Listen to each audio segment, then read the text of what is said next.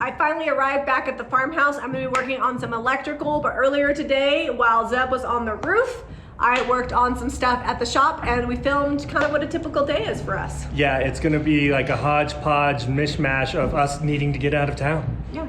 Zeb said to film what I do, like behind the scenes while he's working at the farmhouse, because he's roofing and apparently he thinks that might not be interesting. We just did a live video on this piece. I didn't film it. Oops, looks like we got a hair there. But I waxed the whole piece and I'm waiting on that wax to dry, and we're going to clean up the area. You can see that it's kind of a hot mess situation. And then also I've got to attack that pile today. Don't judge me on my mess. And get things ready because we're going out of town this weekend. So I just got to make sure everything's in its place so that way the ladies can take care of things. I'm going to go ahead and put a second coat of wax on this, and then we'll let it dry and clean up while it's drying. I like to use the number 20 stencil brush to wax with because it fits nice in my hand. And I like to wax, I clean off the tip of my wax brush and I like to wax the parts that aren't black first, or that have less black in them, because sometimes the paint will smear. Not as much because I've already waxed it, but I do this part first and then I do the rest, because you can see like black kind of builds up on the tip of it because it's really pigmented. So that's done. Wipe off my wax brush, see? That's what happens, wipe it off and I can wax the rest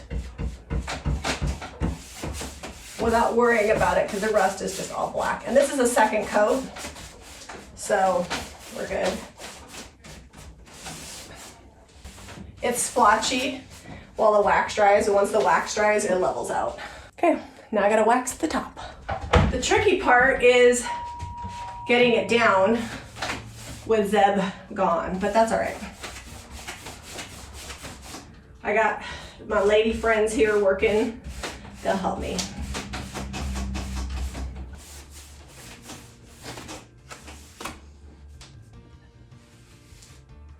Look, say hi, Jean. Hi. This is Jean. She's gonna help me move this piece. Are you excited about that? I can't wait. That's Jean. She's really who's in charge around here. She keeps me safe. Make sure I have the things I need. What's up? Oh, I was just gonna ask you about that sign. Which sign? Oh, the one that Zeb just did? Yeah. So it was only available on one of the sales channels. Oh, okay. I think Caitlin sometimes does that when it's. Thank you. I appreciate that. Yeah. Sometimes with the Saturday, she like bulk edits them. So when we move them out of the thrift haul, we just need to make sure they're available. There's a lot of that stuff is okay. Sweet. just it's not online. After I'm done waxing this, I'm gonna wash my hands, and then I will start bringing stuff to you that I want to take out of here. Okay. And then I'm gonna start putting stuff in that closet that we're not putting on the floor. That way it's just all in one place. Okay. Sounds good. All right. Thanks. Okay. Well, I got the wax out. I'm gonna wax this candlestick. And then added bonus is it's got some black on it, so it'll give it some dimension. This is from the Saturday thrift haul. And it's got blue iris on it. Actually, I have a few more things to wax so we could ship them. We try to get everything painted on the live, but that never happens. Let that dry. Okay, next I have a clock to do. All right, in an effort to clean out that side of the room, I'm gonna be working on that black bench. It's been painted for about 5 months. I lightly sanded it to get rid of any of the like stuff that's happened to it while it's been sitting around, and I hit it with a coat of white wax, and I'm gonna reupholster it. So, got grain sack here.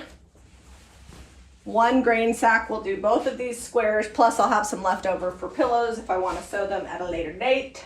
I'm not taking off this fabric because they're kind of old, so we're just gonna, I sprayed it all with Lysol and we're just stapling it over top. All right, so I know it's weird that this is how I clean, I finish projects, but sometimes it's better to just finish the projects than it is to rearrange crap and never get it finished. Also, I had to change my shirt to my situation shirt because the shirt I had on had a situation. It was dirty, and every now and then I gotta go out to see customers, so switch to this black one. I keep lots of clothes here. All right, so I could just use like both sides and this would be enough, but this one has like a bunch of marker on it and I don't want to have that on my bench. This scrap goes in the scrap bin, And actually, you know what I could do? I could just flip it over to the other side, which is equally pretty. This side is better. Oh, that's so good.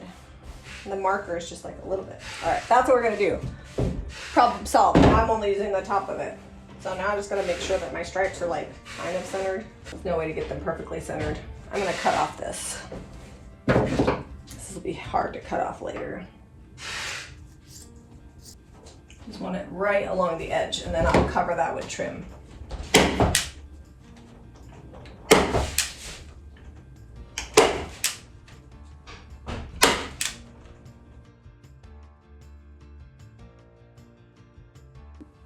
All right, this one I decided to do a little bit different. I just cut it after I stapled it, and I think that's working a little bit better.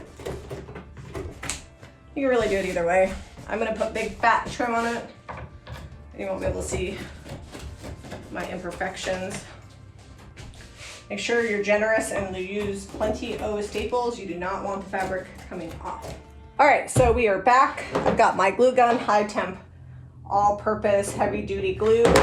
And I'm just putting a bead of glue and running this. Now, once I get this all the way around, I'm gonna actually come back. I'm gonna lift up this edge and make sure this edge is completely secured down.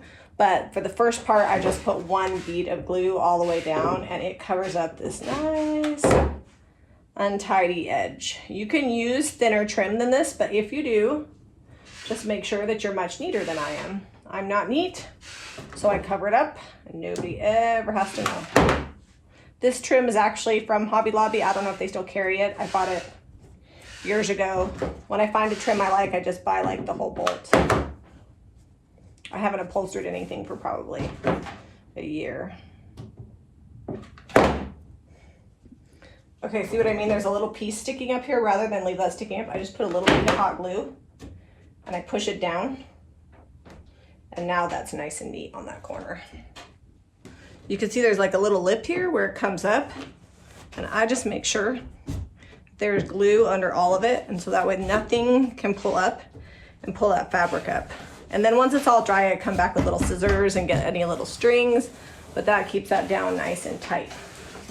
Okay, so it might not look impressive, but I've cleared about 3 feet of space and swept, pushed these boxes into the corner, and cleaned off most of the table.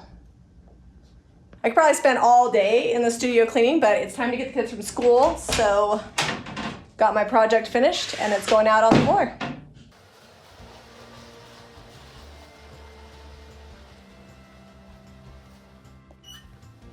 Gee, look what I finished. It's awesome. Oh, I'm just glad to have it out of the studio.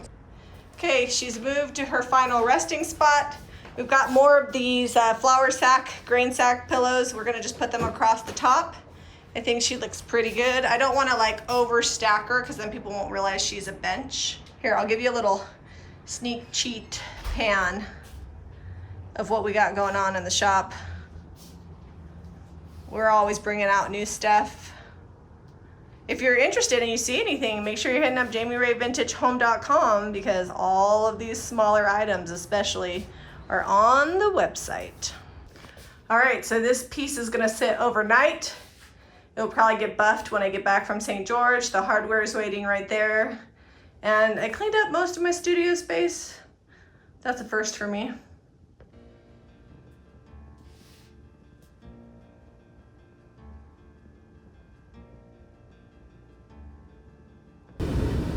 Off to get the kids from school. So we have Eliza's scooter. It's storage for that in here now so that she can play with her friend next door. But what we're doing is we're getting the layout for the lights done. Dad's over here measuring where center is on this wall because that's where we're gonna put the ceiling fan. And then we've got can lights that Jamie and him are gonna be laying out in here. And we're gonna be hanging these boxes, which are ceiling fan rated. We're gonna put one down here and then we'll get the cans going. That way we know where we need to run all the Romex at. We have a laser down here on the floor pointing to where I need to put my box. I've got my ceiling box. This goes between the joists, has some teeth here, a little like ridge right there on the bottom so it doesn't go any further. You can't just put an electrical box in the ceiling. It has to be able to hold the ceiling fan. Otherwise your ceiling fan is gonna fall and hit you on the head. Nobody wants that. So I used a board to stretch out my joist like 1/4 of an inch because they weren't quite wide enough. And now I've got this in here. Oops.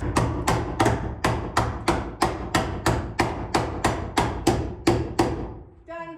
Hopefully that's where it's supposed to go because it's not coming down. Well, Take out my stretcher. This stretcher is essentially like when you're trying to wear a dress that's too tight and you gotta put a girdle on. Same thing. We're just making the apparatus fit. This is gonna come out, then we'll screw this in and we'll be good to go. It doesn't slide it on the other side. Ah! There's one over there. I think I figured it out. there it goes. Hold on. Just a minute. All right, thanks, Jami. You know, if you would have taught me some skills when I was growing up, it'd be useful now. So this side has to slide on. Yes, Then you put this in here in the little pocket. yes. And then you put this on, slide that back, and now I need to screw these tight. Yes. Got it? Got it. These are easy to screw in. Yeah. See, I got that all along. Just so you know, these were hard to screw in. Don't think that I can't use a drill. It's just difficult. Find center on this wall and get a box there because that's where the TV's gonna go. And then we can also run, Is that high enough, so? yeah, that looks good. We can also run some more blocking. That way we can have a good anchor. Here, let Dad hit it. Draw it out here. Oh, that's half right. inch. I forgot. I gotta put these in there. You got a 1/2 inch out there. Yeah, I gotta put the little, they have little markers on them. Right there. You're gonna have some kind of wall here. Yeah, we'll need to put some blocking in there where we're gonna anchor the TV. Yes. To give you an idea of how I'm getting all of these shingles up on the roof, I'm carrying them up to here, then I poke them out the bathroom window in the master bathroom, then I climb the ladder up onto the roof, and I poke them up on the roof, and then I climb that ladder, and then they're up. And then from there, I distribute them up. We're about ready to get rid of this anchor. I'm working on the other side right now, and it should go pretty quick because it's nice, just straight run all the way across.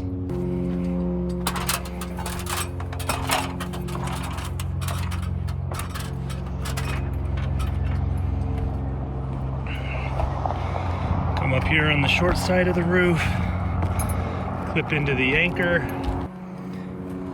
Okay, we're clipped on, and we're running shingles down that long run there. As much as I'd like to film that, I need both my hands right now to get that done and not fall off the roof. Today was a myriad of tasks. I accomplished 2 ceiling fan boxes that should have taken no time at all and then gave up when we moved upstairs, and a ton of stuff at the shop. And Zeb, how much did you get done on the roof? I am about 2/3 of the way done with the shingles on the roof, which is, it feels good because hopefully I can finish that and be done with that this week. I think that's awesome because I'm not up there helping. While I was willing to help with this roof, I'm not willing to get on the 2nd story. It's a little too much. Just not my jam.